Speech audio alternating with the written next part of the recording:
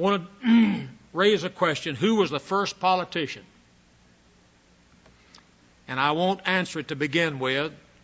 We'll conclude with that. So we'll begin tonight by studying Lucifer, what he was and what he became, and more about what he became rather than what he was. I'm not going to take time tonight to read from the 14th chapter. I'll be reading some verses later from the 14th chapter of Isaiah and also a few verses from the 28th chapter of Ezekiel. So we'll do that later. You could look at the subject in this manner. One will versus many wills. One will versus many wills. Before the fall of Lucifer, who has become Satan, the devil, Beelzebub. We looked at his names last Sunday evening. There was only one will until the fall of Lucifer. It was the will of God. But when Lucifer fell, he had a will contrary to the will of God. That was the cause of his fall.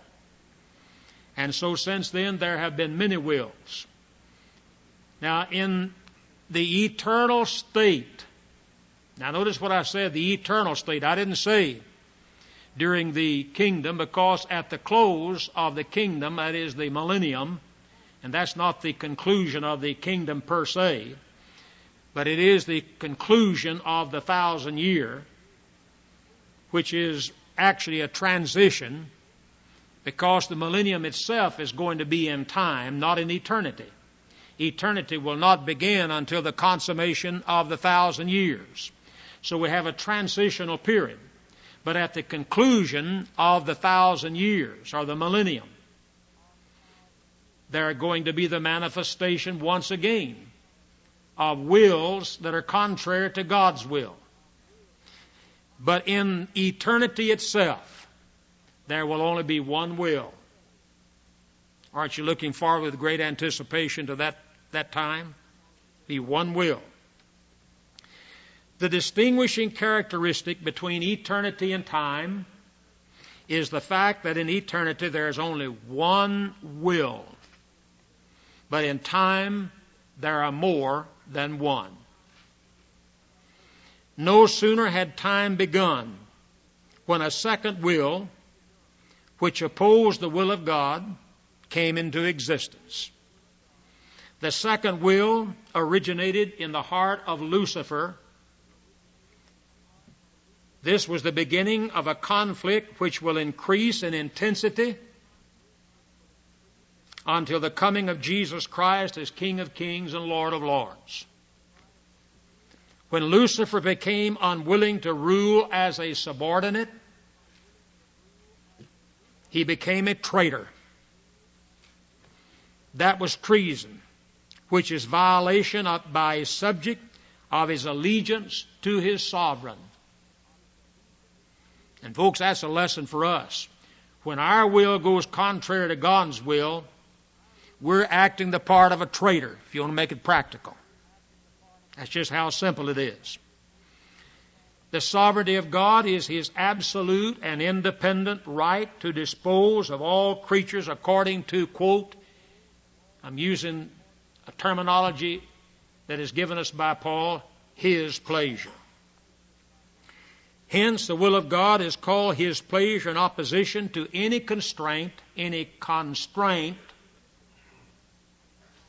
restraint, or obligation. Intelligent creatures may do things voluntarily, but they do not do them according to their pleasure, because there is a degree of constraint in every subject to his sovereign.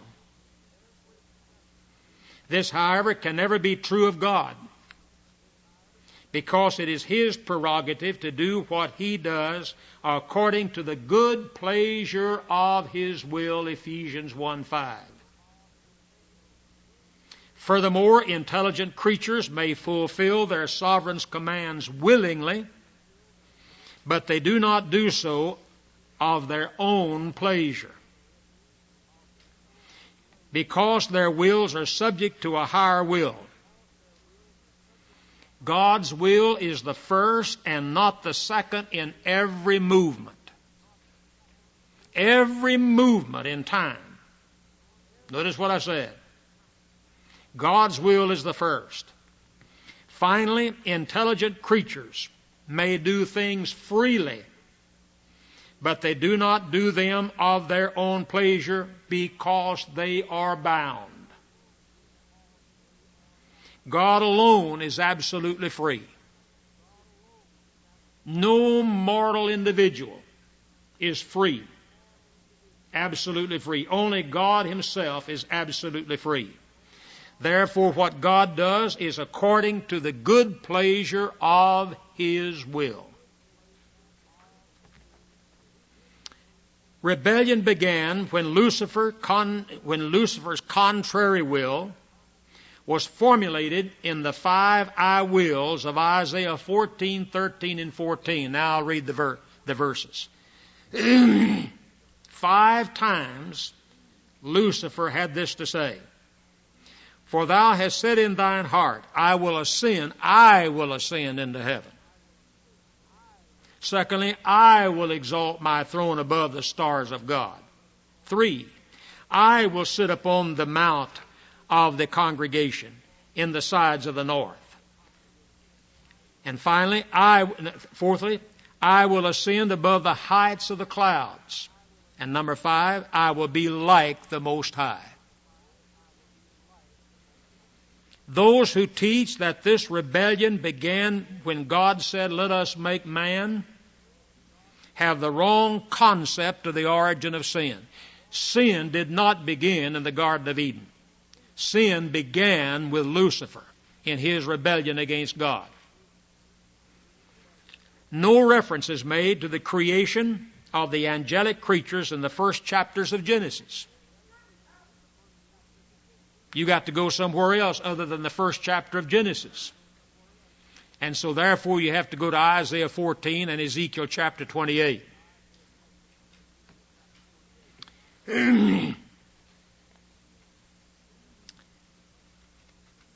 Someone might ask the question when they read these 2 chapters, Isaiah 14 and Ezekiel chapter 28, do not Isaiah 14 and Ezekiel 28 refer to the fall of earthly potentates? So keep that in mind. He is talking about earthly potentates. But it goes beyond those earthly potentates. The primary reference may be to the fall of the proud king of Babylon and to the prince of Tyrus. But the message goes beyond both of them.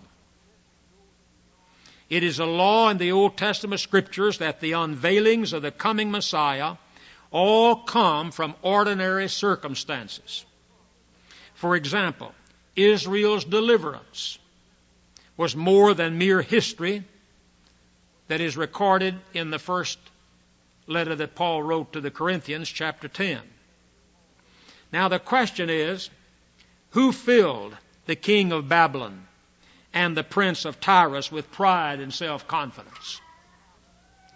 Who filled them? These rulers were nothing more than puppets under the control of whom? Satan. The fall had already taken place. Adam and Eve had already fallen. Eve was deceived. Adam was not deceived. He took it willfully with his eyes wide open. The earth has always been a reflection of its inhabitants. When Lucifer was an unsinning archangel, he was one of the archangels, the earth was perfect. Ezekiel 28:11 through 15. Such terminology could never apply to a fallen man who at his best is but a heathen king. However, the expression does fit the archangel Lucifer.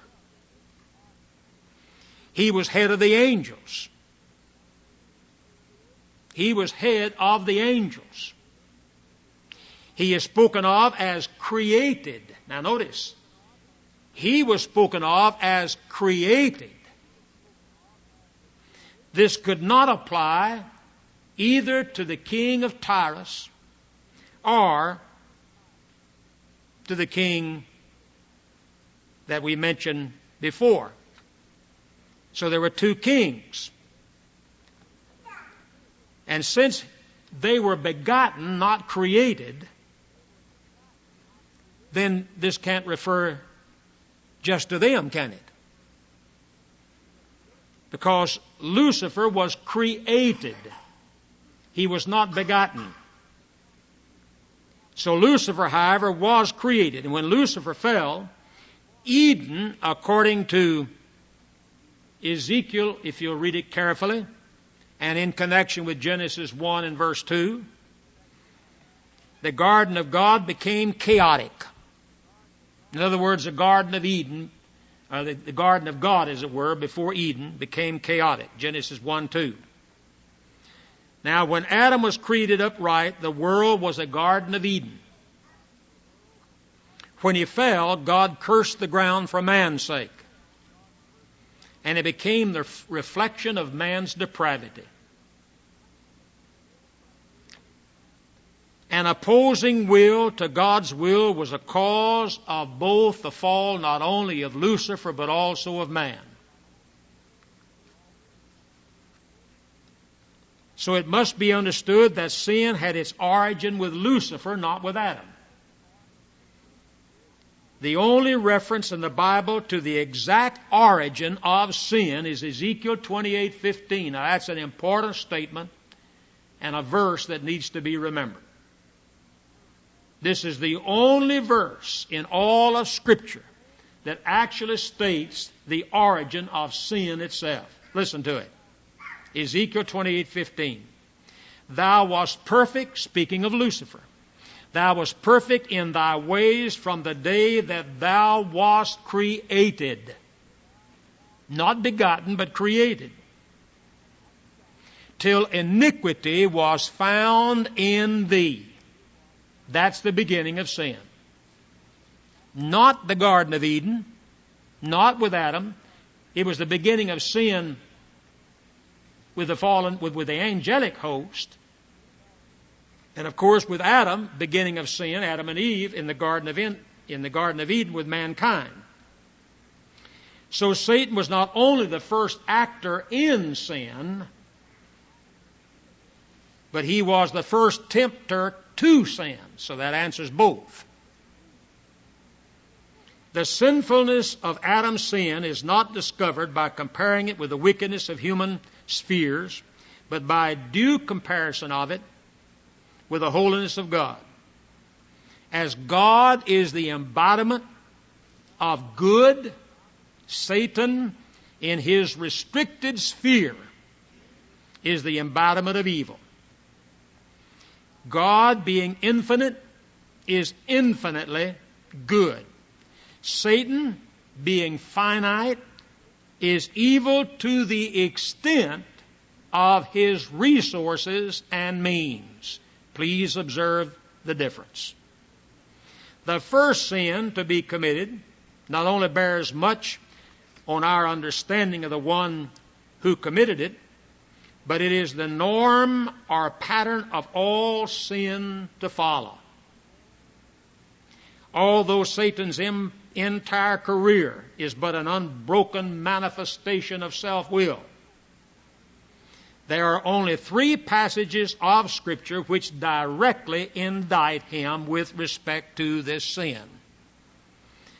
Now look at Isaiah with me, 14:12 through 14. How art thou fallen from heaven, O Lucifer, son of the morning?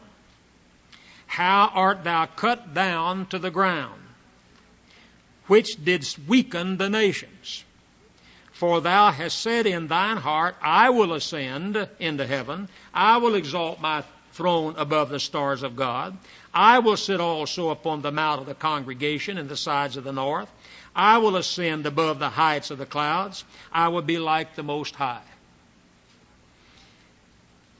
And then look at Ezekiel 28 and verse 17. Thine heart was lifted up because of thy beauty. Thou hast corrupted thy wisdom by reason of thy brightness. I will cast thee to the ground. I will lay thee before kings, that they may behold thee. So pride is the usual definition of Lucifer's sin. Is that a good definition? I said pride is usually the definition of Lucifer's sin. What is pride? What is pride? Let me define it. It's self-will. It's self-esteem. It's conceit. It's egotism.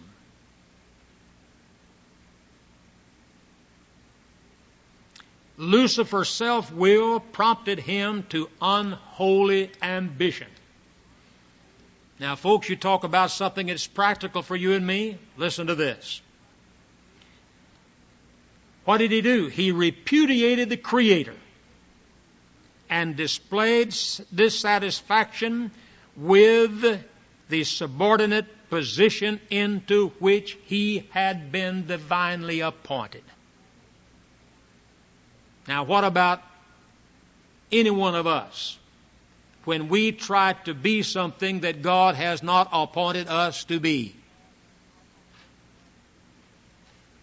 Pretty serious, isn't it? Pretty serious. So Lucifer, proposed by ambition and self-promotion to advance himself to the highest heaven and into the likeness of the sovereign God of the universe. There are several Hebrew words translated pride in 46 different references in the Old Testament. Now, we're certainly not going to cover those 46 verses. There's so many I don't even list them. There are 3 references to pride in the New Testament. 3 in the New Testament. Interestingly enough, the 3 in the New Testament come from 3 different Greek words. Now, I can discuss the 3, but we won't discuss the 46 in the Old Testament.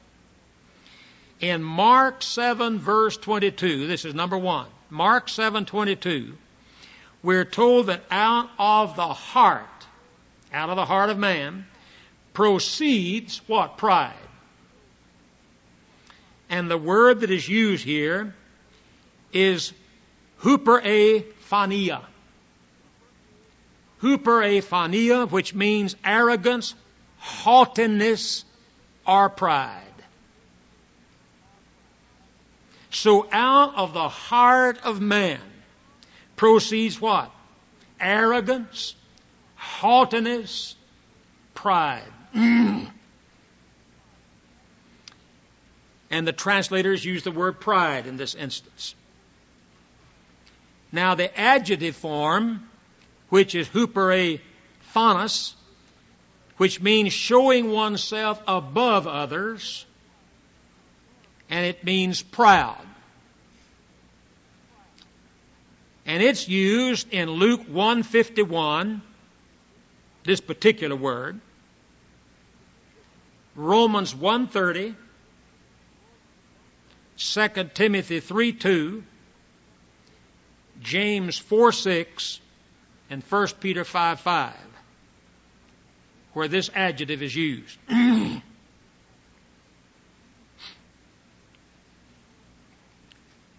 Now, the word Paul used in 1 Timothy 3:6 when he talked about pride, in other words, don't ordain a novice or a newly born Christian to the ministry. And you remember that statement. We have in this passage an aorist participle. Actually, it's an aorist passive participle. And this is interesting, the passive voice now. Now, see and catch the importance of the passive voice. That means that Satan is the one who instilled it in him, or would instill it in him. So he becomes passive to the work of Satan. We have a verb. It's to thaumai. Now, you'll find this two different ways in your Bible, in your dictionaries. You'll find to thao or to thaomai. Many times the omega becomes an omai verb and is used interchangeably. Difference between an omega, the ending, and the omai.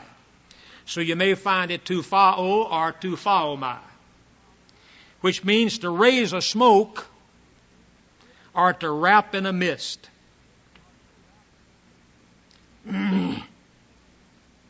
Now, before the fall of Satan, a region was committed to his rule. Lucifer was appointed to be a ruler, but that ruler was to be in subordination to God. So listen to verse 14 again of Ezekiel 28. Thou art the anointed cherubim that covereth, and I have set thee so. I have set thee, or I have appointed thee so. Thou wast upon the holy mountain of God. Thou hast walked up and down in the midst of the stones of fire. Now the question is, was this the earth and its surrounding atmosphere? What about his power on earth today? That's the question that we're concerned about. Well, in John 12:31, John 14:30, John 16:11, Ephesians 2:2, and Matthew 4:8 through 10, you'll find out about Satan.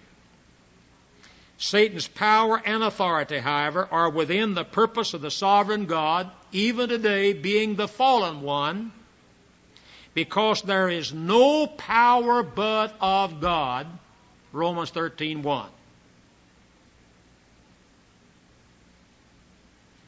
There was a time before man when the world prince of God renounced his allegiance to the Most High, and thereby the light bearer, the bright and shining one, became the great adversary of God. No longer the light bearer, now the adversary. And he's still that adversary. And he will be until he is put in his place. And that'll be in the bottomless pit for eternity. So Lucifer was given a place of leadership. Thou art the anointed cherub. And then you'll notice in the 18th verse of Ezekiel 28, we've already read verses 14 and 15, but in the 18th verse, statement is made, let's go back a little ways. Thou hast defiled thy sanctuaries by the multitude of thine iniquities. Therefore will I bring forth a fire from the midst of thee, it shall devour thee, and I will bring thee to ashes upon the earth in the sight of all them that behold thee. So no one should doubt the fact that Lucifer at one time held a very responsible position in the heavens. He had access to the throne of God. His position enabled him to traffic, notice what I said, traffic with the angels that were under his charge. So the term traffic means going about. In the Hebrew, going about. So the unrighteousness of his trade was manifested. What does it suggest? It suggests a matter of slander and may refer to his going among the angels, which was necessary to secure their allegiance to his program and rebellion against God. Now, folks, there's the first politician. There he is. He's described. Trafficking. Let's look at that. Look at it again. The term traffic means going about amongst the fallen angels. So it suggests what? A matter of slander. Well, isn't that about all we're hearing today from the politicians? It doesn't make a difference which one it is. How any Christian, folks, and I'm going to read you something Sunday morning, and I'm keeping it for Sunday morning. You know, Mr. Ed Young, notice how I referred to him. Mr. Ed Young last Sunday preached to Second Baptist Church, and there on the front page, I think it was the front page, anyway, it was on one of the front page of one of the sections anyway, telling about his messages last Sunday morning on how to vote for a president. That was the subject. How to vote for a president. Are you waiting for me to tell you Sunday how to vote for a president? I'm not going to tell you.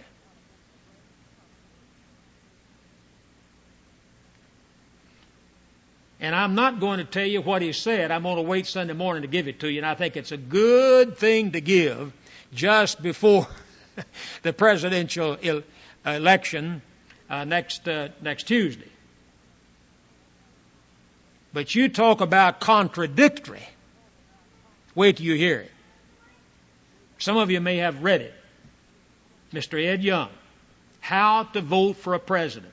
And his statement, one paragraph, he contradicts himself.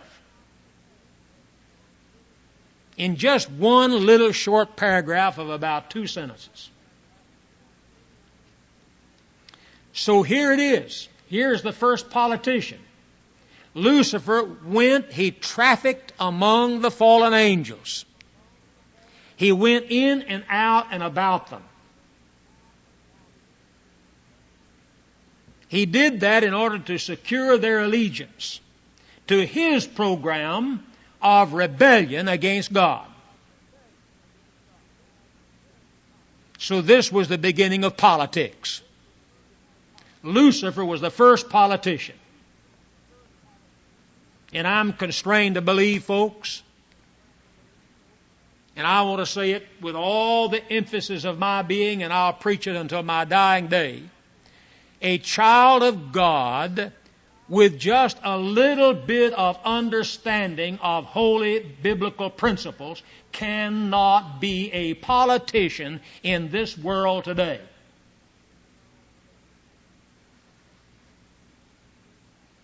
And you know what I'm hearing as I turn on? Preachers.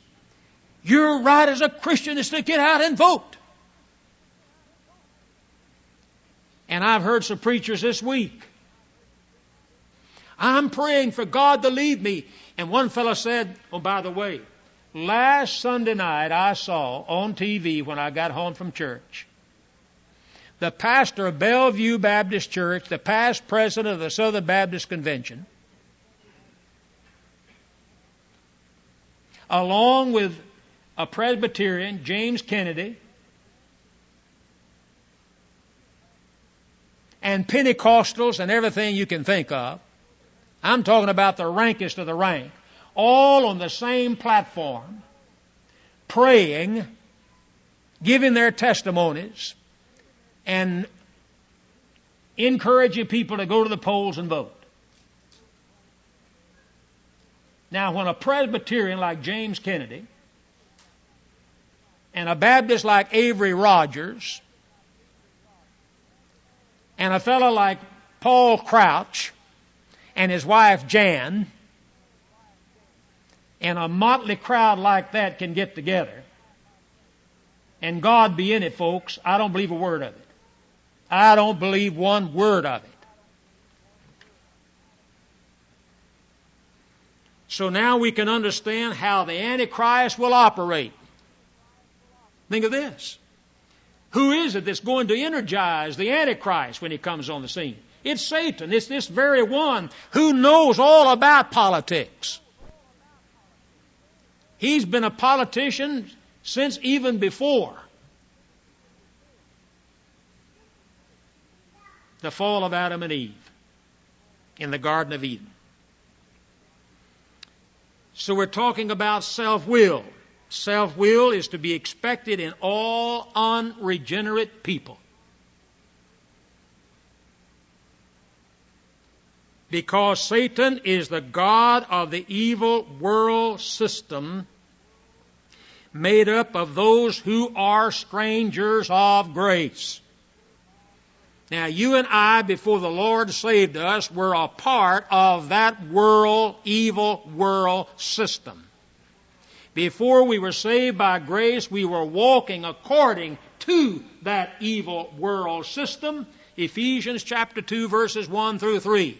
And were by nature the children of wrath, even as others. But the same Bible teaches you and me that we are not of this world. We're in it, but we're not of it. We're in it, but not of it. But self-will.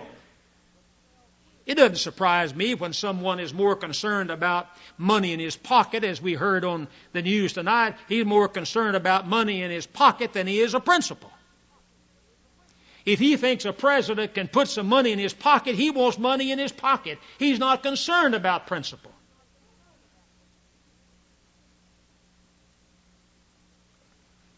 By the way, folks, boy, you're going to give that tape to Robert. Robert, he's going to give you a tape tonight. Edit out some of that junk in it, and just keep the better part. Make an extra copy, and I'll pay you for doing it. Might want to pass it around to some of you. Boyd saw something on television here several days ago, and he ordered the tape. It's on the mark of the beast. And I will say that you all need to see it. That's all I'll say now, because I'll just let you look at the tape. But it's very informative. I said very informative. Did you know that 666 is already being used? We're living in the high-tech age. In just a short period of time. I mean a very short period of time. If the Antichrist were to rise on the scene, he would have access to information about every one of us and every person in the world today at his fingertips with high-tech computers. Did you know that even Sears Roebuck, in their new cards they're putting out, that they give out like pennies, the first three numbers on the card now is 666. They showed it. This man showed it. That's the first three numbers. America, I'll just tell you this much to stir you up a little bit. The first three numbers on the card, if you go to Sears and get a credit card, or if you go to Penny's and get a credit card, first three numbers now are 666. The next numbers are 110. You know what 110 stands for? That's the area of North America, I guess it is, isn't it, Boyd? The United States, just the United States. Just the United States. And the next three numbers, I believe, or the next numbers are the area code of the individual. Like if you're in 713, 713. And then following that is your Social Security number. Now, when babies are born, they get a Social Security number even before they leave the hospital. See what I'm talking about? Isn't that right? They get Social Security number now, or soon thereafter. Is it before they leave the hospital? I know they have to get them as soon as they're born, practically. Do you have Social Security cards? Okay. On your three children? Okay. I just wanted to confirm that. Now, just think about it. And this information, and where is the place? Is it Sweden or? Brussels and Luxembourg. And those are the giant computer storage places. Is that what they call that? The giant storage places for all the information. Beg pardon? They were calling it the beast. Yeah, right. They call it the beast. course, there's going to be somebody, though, going to be a real beast, a human being ahead of it. But it's interesting, folks, because Satan is the god of this evil world system, and every person apart from grace is part of it. Even that which appears to be good has its residence in the world. Its arrangement is on the basis of complete independence of God. Well, look what's happening even to our government. We want to be independent of God, independent of everything. Therefore, unsaved people will not come to Christ. They are set against the light. These are all scriptural statements. Left to themselves, all men are unwilling to come to Christ because they're hostile toward God. So self-will makes men unreasonable and teaches them to turn the mirror to see themselves independent of all others. So it's every man doing that which is right in his own eyes. Self-will makes men unreasonable. We know that. So he's independent. He wants to be independent of everybody except himself. He wants to be independent of God. The sovereign God, however, overrules the natural self-will of the elect and makes them willing in the day of His power. If that were not the teaching of Scripture, there wouldn't be any hope for anyone. Did you get that last statement? I said the sovereign God overrules the natural self-will of the elect at God's appointed time and makes that person or those persons willing in the day of God's power. Well, I can testify to that fact, folks. Although self-will reigns in the unregenerate, watch this now, coming to a conclusion tonight. Although self-will reigns in the unregenerate, it does not reign in the regenerate. It does not reign in the regenerate. Now, warnings are given to the elect. Paul warned against a young convert being inducted into the ministry lest he find himself in a cloud of conceit. So pride gives a false sense of attitude, making the subsequent fall seem all the greater. Taking advantage of one's position, watch this, let's make this practical. Taking advantage of one's position like Lucifer to promote self is a terrible crime. It's a crime. The highest function of the minister is to feed, not to be fed, to serve, not to be served, and the same principle is for every child of God.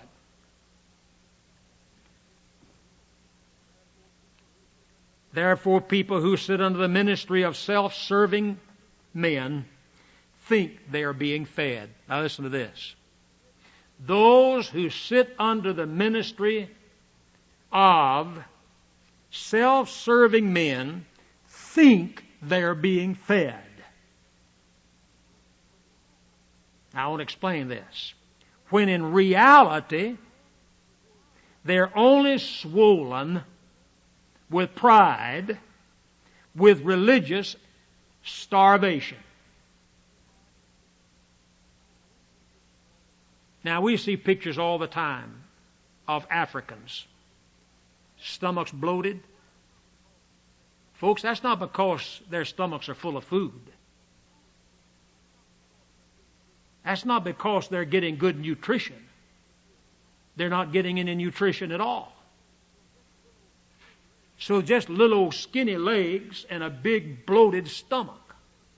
That's exactly what we have today in these religious institutions where the person who is supposed to be representing God and is nothing but a self-serving individual trying to make a name for himself will do anything that he possibly can to get another nose and another nickel in the plate or another dollar and build a bigger building so he can be somebody in the eyes of the world. And he's got people who are listening to that, and they are starved to death. Even if they are Christians, they're starving to death. But I don't think there are many Christians. And you'll notice in 1 Timothy, and I'll give this in conclusion, 1 Timothy 3 and verse 6. I'll give the translation of this, and I want you to observe something carefully here. Not a new convert, Paul says. Not a new convert. The worst thing that any church can do. And I'll tell you, I believe there was a reason why Paul said this to Timothy. Go back and consider in the early days of Christ's assemblies. They didn't have older men. Many of them were just new Christians. And think about appointing someone as an elder or a teaching minister who was a young Christian. He may have gained some valuable information from Paul or Timothy or someone else. But folks, there is more to it than just have a little head knowledge. You've got to have some experience to go along with it. And they didn't have it. So they had a real problem in getting someone to lead each little assembly that was brought into being. And this is what was really of great concern to Paul, who had the care of all the assemblies. And you remember that statement in his first letter. So what do we have? Not a new convert, even though he may have gained some knowledge, yet without experience, he'll be easily led into pride, and he'll be doing something. In fact, he'll fall into the judgment of the devil. So what does he say? Not a new convert. In order that, not having been puffed up. Now, that's passive. That's aorist passive. Not having been puffed up. Passive means the devil is the author of it. So if you become puffed up, proud because of his position, and tries to use it to his own advantage, Paul said, look out. Look out. So not a new convert, in order that not having been puffed up, he may fall into the judgment of the devil. So the passive voice shows that the devil is the one who produces the pride in the individual's heart. And he can do that to you and me.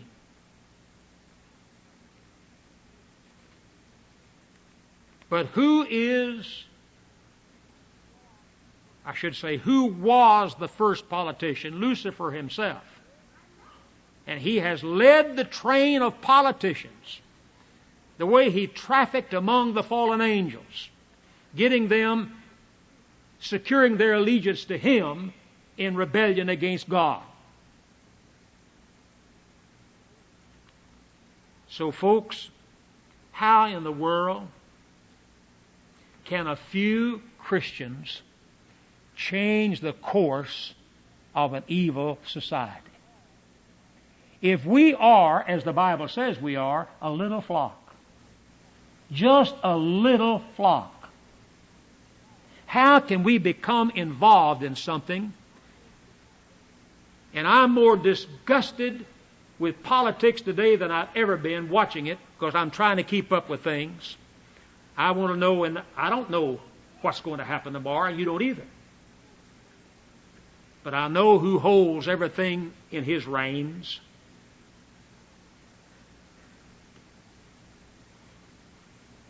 So I don't vote.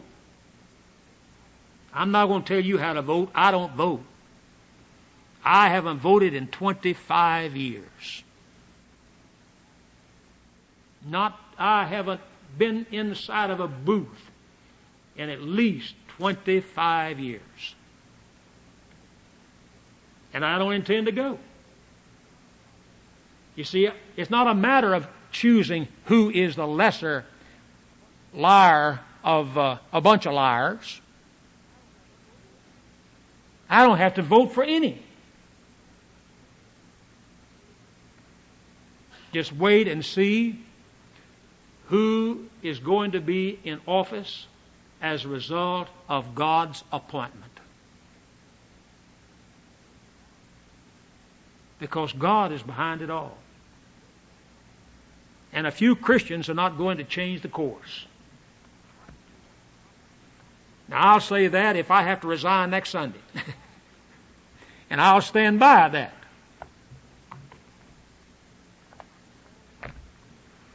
And all one has to do is just think it through. I don't believe there's a one of you tonight who is not thoroughly disgusted with all this mess that you have seen. And this